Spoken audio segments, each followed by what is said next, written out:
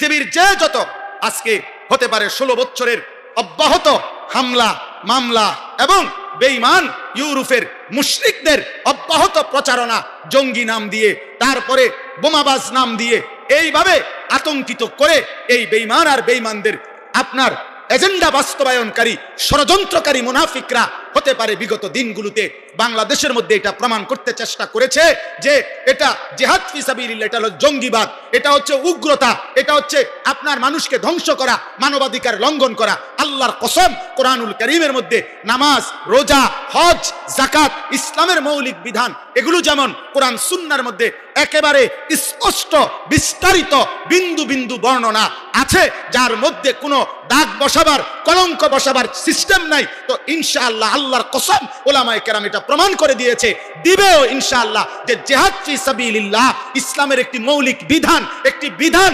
এর মধ্যে কারো জঙ্গিবাদ, কারো উগ্রবাদ, কারো বোমাবাদ কোনো কিছু চাপিয়ে জিহাদ ফি সাবিলিল্লাহ আল্লাহর জমিন থেকে বন্ধ করা যাবে না, যাবে না, যাবে না কখনোই।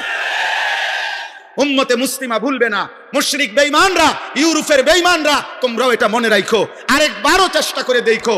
আবার হয়তো 16 বছর হবে, আবার হয়তো 32 বছর হবে, আবার হয়তো 48 বছর হবে, কিন্তু বারবার ইমানদার মুসলমান জিহাদ ভুলবে না, বরং তোমাদের ধোঁকা ধরে ফেলবে, তোমাদের ধোঁকা বাটপারি ধরে ফেলবে।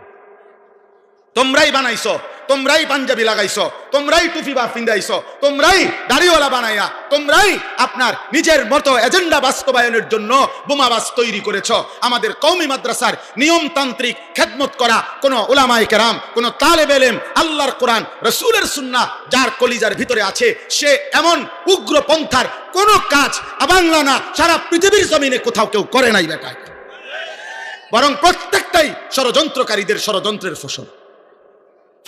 অতএব জিহাদ ফি সাবিলিল্লাহ ছিল, আছে, থাকবে। থাকবে কিনা বলেন, থাকবে কিনা বলেন। আরে মুসলমান বলেন, আরেকবার বলেন, জিহাদ ফি সাবিলিল্লাহ বলেন, বলেন, বলেন। সাবিলুনা, সাবিলুনা, আল জিহাদ, আল জিহাদ, তরিকুনা, তরিকুনা, আল জিহাদ, আল জিহাদ। আবার কেউ হয়তো হারিয়ে যাবে, আবার কেউ গুম হবে, আবার কেউ খুন হবে, আবার শহীদ হবে, আবার জেলে যাবে, কিন্তু আল্লাহর জমিনে আল্লাহর কালেমা প্রতিষ্ঠিত বুলন্দ হবেই হবে ইনশাআল্লাহ। কোনো সন্দেহ, কোনো সন্দেহ কারো জন্য আমি আপনি এরকম 2-4-10 লাখ আলেমের জন্য ইসলাম আটকাবে না। আমরা হয়তো চলে যাব, কিন্তু আগামীর প্রজন্ম, নতুন জেনারেশন ইসলামের পতাকা, ইসলামের পতাকা, মাহাদির পতাকা বিশ্বময় উড়াবে ইনশাআল্লাহ। এজন্য জিহাদ থাকবে। আল জিহাদু মাযিন ইলা ইয়াউমিল কিয়ামah। আল্লাহর নবী বলছেন কিয়ামত পর্যন্ত জিহাদ থাকবে। কোন পর্যন্ত? অতএব জঙ্গি বলো, বোমাবাজ বলো, সন্ত্রাসী বলো, উগ্রপন্থী বলো, এডি বলতে বলতে আস্তে আস্তে আর চলে না। বহুত শব্দ এরকম মার্কেটে দিছে, খায় না, খায় না, এগুলা খায় না। অনেক কিছু মাঠে মারা গেছে। আগে যেরকম ওয়াহাবি কইতো, ওনার এডি খায় না। হ্যাঁ, ওনার আগের মতো জিলাপিও বেচা হয় না। দেখছি আমি চারিদিকে তাকাইয়া দেখছি, আগের বেচা কিনা নাই, আগের বেচা কিনা নাই। হ্যাঁ, অতএব এই মৌলবাদ, এরপরে দিয়া প্রগতির অন্তরায়, যত বুদ্ধিজীবী, যত পণ্ডিত, যতবারই ইসলাম ওলামা কওমি মাদ্রাসার বিরুদ্ধে যাই বলেছে, শেষ পর্যন্ত ওদের সব শব্দ ব্যর্থ হয়েছে। জিহাদ, ঈমান, ইসলাম, কালেমা, কোরআন, সুন্নাহ এটাই জমিনে টিকে আছে এবং এটা টিকেই থাকবে, এটা টিকেই থাকবে, এটা টিকেই থাকবে। আমরা সেদিন পত্রিকা আসছিল যে বাংলাদেশের মজলুম আলেমে দ্বীন, আমার দেশের বর্তমান কায়েদে মিল্লাত, যিনি আপনার এই বৃদ্ধ বয়সে উম্মতের দাঁড়ে দাঁড়ে বেকারার হয়ে ঘুরছেন, আমাদের মধুপুরের পীর সাহেব হুজুর কায়েদে মিল্লাত আল্লামা আব্দুল হামিদ পীর সাহেব মধুপুরী, যিনি বিগত সময়ে এতটা কষ্ট পাইছিলেন যে যার 4টা ছেলে যখন একসাথে জেলখানায় ছিল, তখন 4টা ছেলের মামলার ফাইলপত্র নিয়ে এই বাংলাদেশের বহু মন্ত্রী এমপির দ্বারে দ্বারে তিনি ঘুরছিলেন এই বৃদ্ধ বয়সে। সেই মানুষটাকে তখন ওইখানে লিখছে লম্বা রিপোর্ট যে এমনও দিন গেছে এই বৃদ্ধ মানুষ যখন গিয়া পৌঁছে ওই বেটার কাছে, ওই বেটা বলছে আজকে সময় নাই, অন্যদিন আইসেন। তারাই দিছে। আজকে তারা বিদেশের জমিনে ঘুরতেছে এক জায়গা থেকে আরেক জায়গায় একটু আশ্রয়ের আশায়। আর আল্লামা আব্দুল হামিদ মধুপুরীর এক ডাকে ঢাকার সোহরাওয়ার্দী উদ্যানে 20 লক্ষ মুসলমান খতমে নবুয়তের আন্দোলনে যোগ দিয়েছে। 150-র চাইতে বেশি আন্তর্জাতিক উলামায়ে কেরাম, 150 জনের চাইতে বেশি সেদিন 15ই নভেম্বর 2025 রোজ শনিবার ঢাকার সোহরাওয়ার্দী উদ্যানে অংশগ্রহণ করেছে। এটা যার ডাকে হয়েছে তিনি আব্দুল হামিদ, তিনি আমার মধুপুরের পীর সাহেব আমাদের। অতএব এটা প্রত্যেক যুগে ইনশাআল্লাহ, প্রত্যেক যুগেই উলামায়ে দেওবন্দে পর্যাপ্ত পরিমাণ আল্লাহ তাআলা যখন যে পরিমাণ হিম্মতওয়ালা বাহাদুর যখনই দরকার হয়েছে আল্লাহ তাআলা ইন্তজাম করে দিয়েছে, ইন্তজাম করে দিয়েছে। আজকে আমি এতটুকু কথাই আমার সমাপ্তি অংশে আমি এই 4টা কথা বলে ফেলছি। দারুল উলুম দেওবন্দের মূল নীতি কয়টা বলেন? কওমি মাদ্রাসার মূল নীতি কয়টা? তালিবে ইলম তোমরা বলো কয়টা? কওমি মাদ্রাসায় এই মুহূর্তে যারা পড়ো তোমরা আলাদা হাত তোলো তো, মাশাআল্লাহ, হাত তোলো, তোলো, তুলে রাখো। তোমরা বলো তো থাকবো ইনশাআল্লাহ এখানেই, কওমি মাদ্রাসায় থাকবো তো ইনশাআল্লাহ? বলো মৃত্যু পর্যন্ত থাকবো ইনশাআল্লাহ? বলো আল্লাহর দ্বীন নিয়ে থাকবো ইনশাআল্লাহ? বাকি ভাইদের জন্য দোয়া করো যে আমরা তাদেরকে আল্লাহর দিকে ডাকবো ইনশাআল্লাহ, আমরা তাদেরকে গুনাহ থেকে ফেরাবার চেষ্টা করবো ইনশাআল্লাহ, আমরা তাদেরকে আলোর পথ দেখাবো ইনশাআল্লাহ। আল্লাহ তৌফিক দান করো, আল্লাহ তৌফিক দান করো।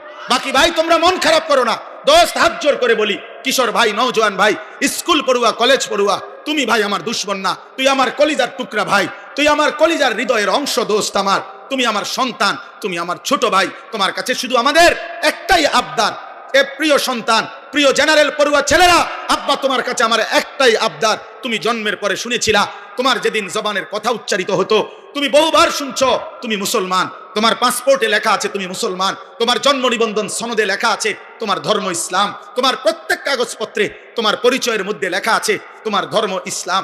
অতএব তোমার বাবা মুসলমান, তোমার মা মুসলমান, তোমার রব আল্লাহ, তোমার নবী মুহাম্মদুর রাসূলুল্লাহ, তোমার ধর্ম ইসলাম, তোমার কিতাব কোরআন। হাত জোড় করে অতএব তোমরা যারা জেনারেল, তোমাদের কাছে বলি তোমরা তোমাদের এই পরিচয় বাপ ভুলে যেও না। 16 বছর পড়ালেখা করলা, 14 বছর পড়ালেখা করলা, কত বই কত পুস্তক পড়লা, বাংলা প্রথম পত্র, বাংলা দ্বিতীয় পত্র আলাদা করে পড়াইলো, ইংরেজি প্রথম পত্র, ইংরেজি দ্বিতীয় পত্র আলাদা করে পড়াইলো, সাধারণ গণিত আলাদা, উচ্চতর গণিত আলাদা, পদার্থবিজ্ঞান আলাদা, জীববিজ্ঞান আলাদা, রসায়ন বিজ্ঞান আলাদা। কতভাবে একবার ক্লাসে, একবার প্রাইভেট টিউটরে, একবার কোচিং এর মধ্যে এতভাবে তোমারে এইভাবে পড়াইলো।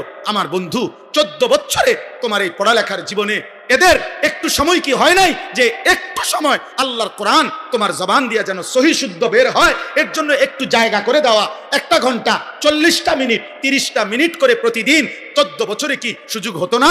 কেন দিল না? তোমার বিবেক যদি থাকে তোমার মাকে জিজ্ঞাসা করো, বাপকে জিজ্ঞাসা করো, তোমার শিক্ষা ব্যবস্থাকে জিজ্ঞাসা করো, একবার জিজ্ঞাসা করো। 14 বছরে আমারে দুনিয়ার উপার্জনের জন্য এত কিছু পড়াইলেন, আমারে আমার আখিরাত অর্জনের জন্য আমার রবের কালাম বিশুদ্ধভাবে আমি পড়তে পারি না কেন? বলো ভাই, বলো আব্বা, বলো বলো, আল্লাহর কোরআন বিশুদ্ধ পড়তে পারো না কেন? কি পড়ালেখা করলে? আমরা হুজুররা আমরা যদি ইংরেজি শব্দ ভুল বলি তাইলে হাসে, ইংরেজি ভুল বলছে হুজুর মানুষ, একটা ইংরেজি শব্দ শুদ্ধ বলতে জানে না। তো তুমি বৃহত্তর এত বড় বিশাল অংশ তারা কোরআনুল কারীম ভুল পড়ে কেন? তো আমরা হাসা উচিত না? কথা বলে না কেন? তাইলে কিতাবে আছে, আমাদের খতিব সাহেব হুজুরের কিতাবে আমি পড়ছি, আমাদের বর্তমান যিনি খতিব আল্লামা আব্দুল মালিক হাফিজাহুল্লাহ, সারা পৃথিবী যার ইলমের কাছে আলহামদুলিল্লাহ কৃতজ্ঞ, সারা পৃথিবীর উলামায়ে কেরাম যাকে চেনে, হুজুরের কিতাবের মধ্যে আমি পড়ছি মহিউস সুন্নাহ। এই ছোট্ট একটা উদাহরণ দিলে বুঝবা।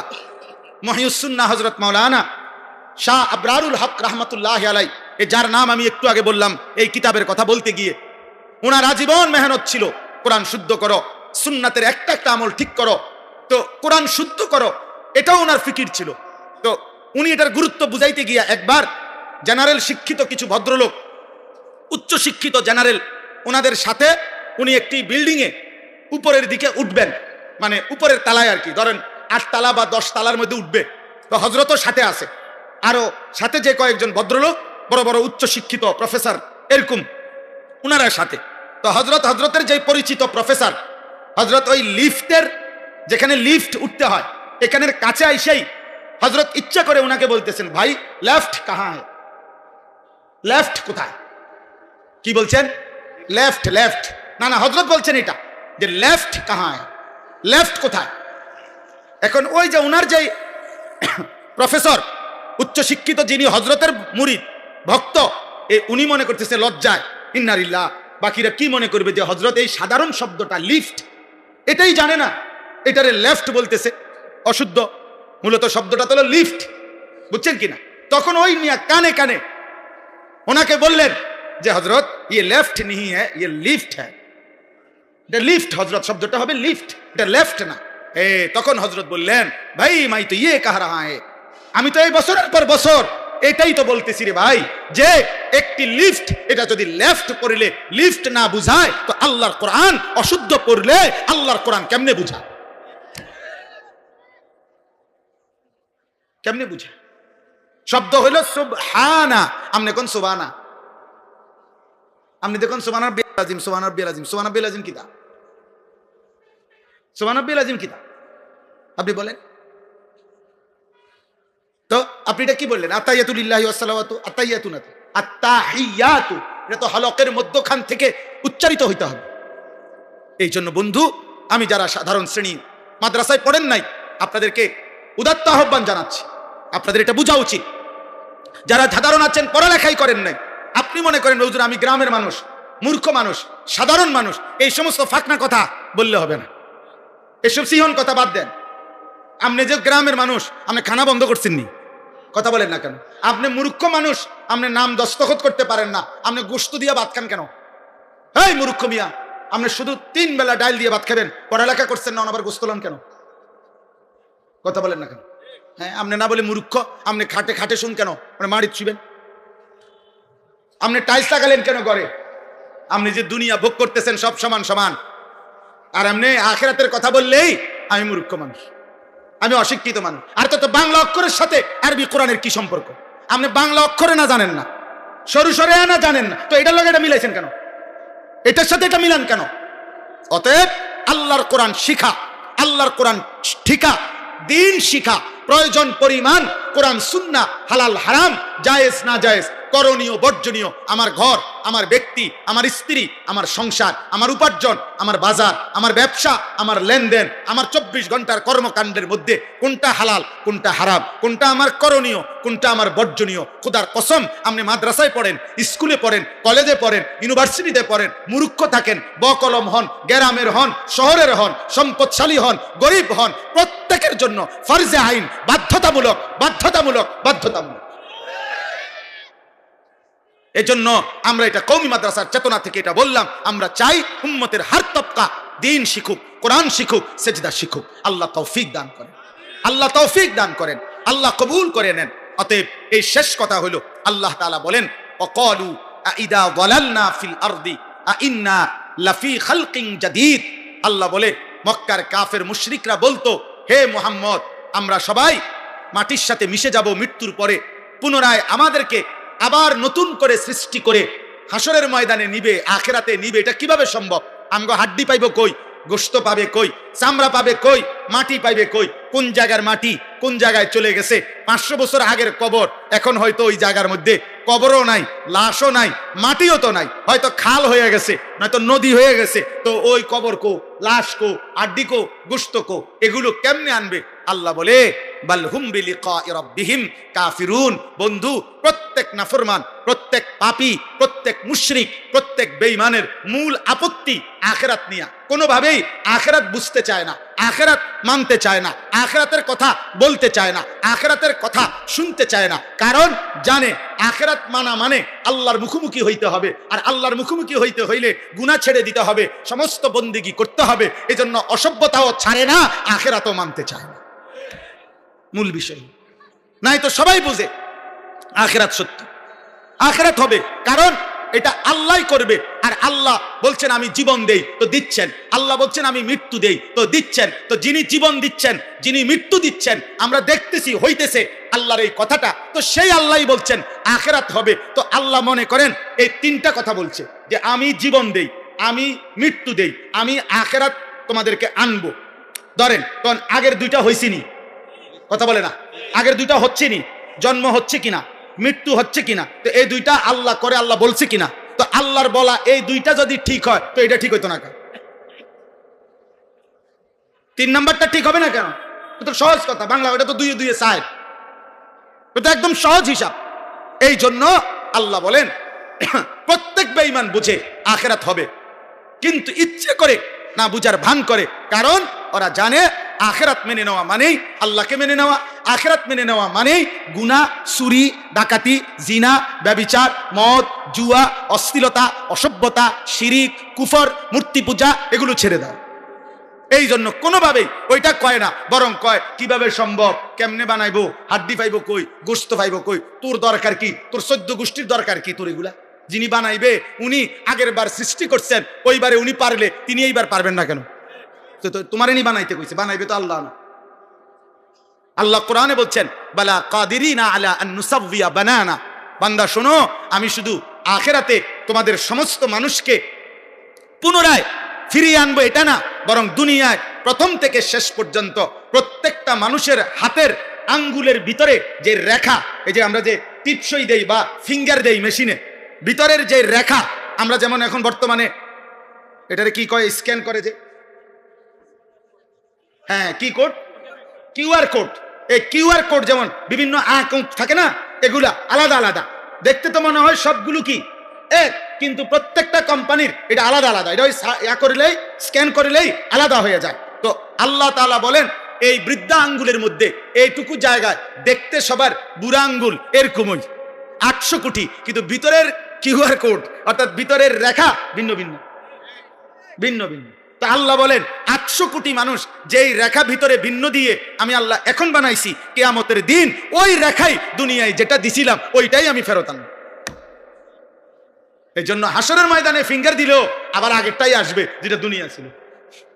আলা আন নুসাওয়িয়া বানানা, এই বানানা অর্থাৎ আঙ্গুলের অগ্রভাগের রেখা রেখা।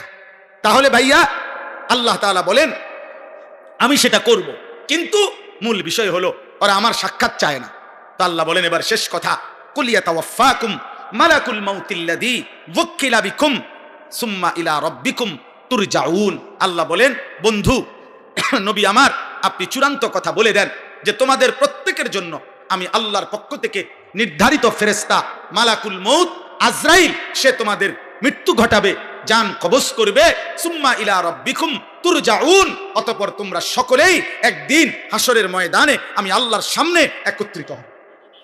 তার মানে হে আমার বান্দা, তোমরা মানো বা না মানো, বোঝো বা না বুঝো, অথবা বুঝেও না বুঝার ভান করো, যত কৌশলী করো, যত ফন্দি করো, যত মাতবরি করো, যত অহংকারী করো, যত বড়াই করো, আজকে হয়তো ইমাম সাহেবরে থামায় দিলা, হুজুররে থামায় দিলা, ক্ষমতা বাহাদুরি যাই করলা, হয়তো দুনিয়ার হুজুর পারলো না তোমার সামনে, কিন্তু আল্লাহ বলে বান্দা মৃত্যুও হবে, আখিরাতও হবে, এটা নিশ্চিত জেন।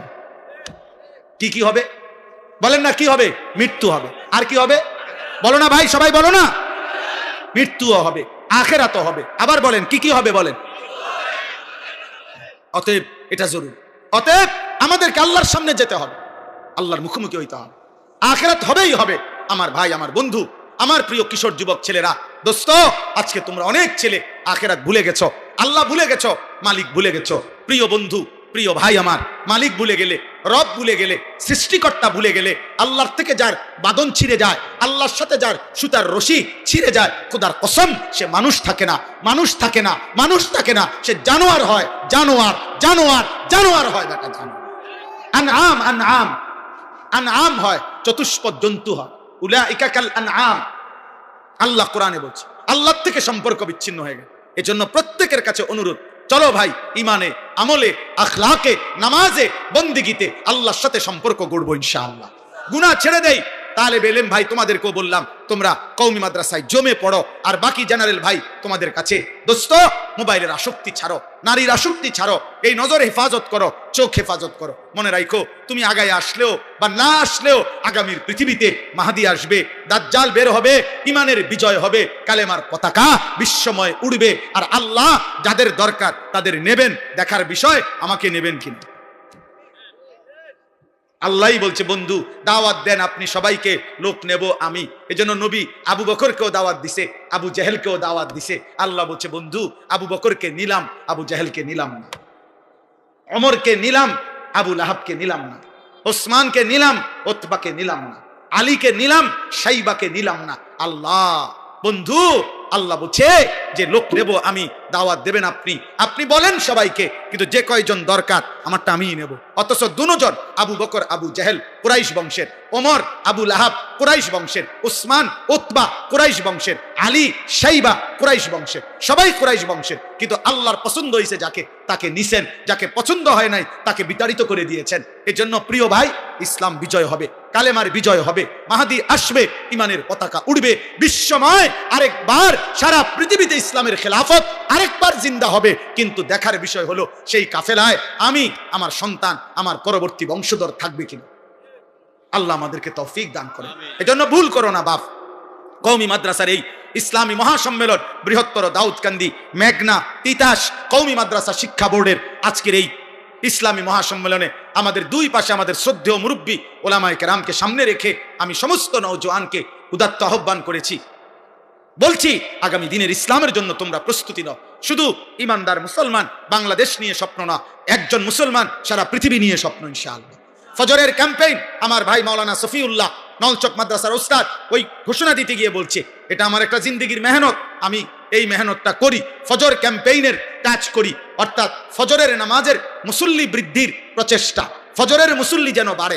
এজন্য যুবক ভাই তোমাদের অনুরোধ, তোমরা নিয়ত করিলে, এটা কাজটা কি, একজন যুবক কিশোর নিয়ত করবে যে আমি ফজর পড়ব, আমার একজন বন্ধুকে ফজরের নামাজের জন্য উঠাবো। এই তোমরা দুইজন যদি ফজর পড়ো, এবার তোমরা আরো দুইজনকে উঠাবা, চারজনে চারজনকে উঠাইলে 8 জন, এভাবে ইনশাআল্লাহ বাড়তে থাকবে। আলহামদুলিল্লাহ বাংলাদেশে এখন বহু জেলায়, বহু ইউনিয়নে কোথাও 800 জন, কোথাও 270 জন, কোথাও 1120 জন, এগুলোর কাগজ লিস্টি করে করে ফজর, এবং সর্বোচ্চ 4500 এক উপজেলায় কিশোর যুবক প্রতিদিন ফজরের নামাজ জামাতে পড়ে। এই জন্য ফজরের এই উদ্দেশ্য কি, উদ্দেশ্য ফজরের জন্য মুসল্লি বৃদ্ধির এই চেষ্টা, এইবারে নির্বাচনে প্রার্থী হওয়া। জি না দেন না কেন না, এই জন্য না, এই আশায় না, প্রার্থী হওয়ার জন্য না, মার্কা হওয়ার জন্য না, খোদার কসম না, আখিরাতের জন্য। এবং আমাদের এটা বিশ্বাস, হাদিসের সবগুলো বক্তব্য একত্র করিলে এ কথা বোঝা যায় যে ফজরের মুসল্লি যারা মাহাদির সৈনিক তারা। বলেন, ফজরের মুসল্লি যারা মাহাদির সৈনিক কারা? ফজরের মুসল্লি যারা দাজ্জালের বিরুদ্ধে লড়বে তারা, ফজরের মুসল্লি যারা সারা পৃথিবীতে ইমানের পতাকা উড়াবে তারা। এই জন্য ফজরের পরে মাহাদি ঈসা আলাইহিস সালাম এই দুইজন তাদের ইমানদার মুজাহিদ বাহিনী নিয়ে দাজ্জাল এবং ইহুদিদের বিরুদ্ধে শেষ যুদ্ধ, শেষ লড়াই শুরু হবে ফজরের পরে। আর আসরের ওয়াক্তে মসজিদে আকসা বিজয় হয়ে দাজ্জাল নিহত হবে, ইহুদিদের শেষ ব্যক্তিটাও নিহত হবে, আর আসরের ভিতরে সেদিন মসজিদে আকসা বিজয় হয়ে পৃথিবীময় ইমানের পতাকা। আল্লাহ তৌফিক দান করেন আমাকে, আমার সন্তানদেরকে, আমার আগামী প্রজন্মকে আল্লাহ কবুল করেন। এই ইসলামী মহাসম্মেলন আল্লাহ ভরপুর বরকত দান করেন। সুবহানাল্লাহি ওয়া বিহামদিহি, সুবহানাকাল্লাহুম্মা ওয়া বিহামদিকা, আশহাদু আল্লা ইলাহা ইল্লা আনতা, আস্তাগফিরুকা ওয়া আতুবু ইলাইক। এশার নামাজ হবে, সবাই আমরা নামাজ পড়ার চেষ্টা করি। আমাদের এই কিতাব, আমাদের এই সাদা গাড়িতে